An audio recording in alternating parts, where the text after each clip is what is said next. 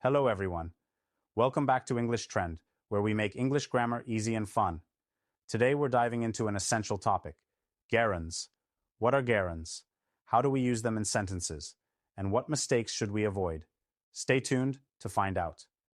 What is a gerund? Definition. A gerund is a verb ending in ing that functions as a noun. Examples. Swimming is fun. I enjoy reading. Mention that gerunds are different from present participles, which act as verbs. She is reading a book. Common uses of gerunds. 1. As the subject of a sentence, dancing is my favorite hobby. Running helps improve cardiovascular health. 2. As the object of a verb, I love singing. She avoids eating junk food. 3. After prepositions, he is good at drawing. They talked about traveling. 4. After certain verbs, e.g., enjoy, avoid, consider, mind, finish, suggest.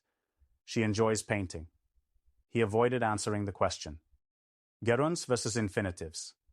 Explain that some verbs take gerunds, others take infinitives, to plus verb, and some take both with a change in meaning. Examples: I like swimming. General activity. I like to swim in the morning. Specific instance. I stopped smoking. Quit smoking. I stopped to smoke. Paused an activity to smoke. Common mistakes with gerunds. 1. Using an infinitive instead of a gerund. She suggested to go to the park. She suggested going to the park. 2. Forgetting prepositions before gerunds. He is interested learn English. He is interested in learning English. Conclusion. Quick recap.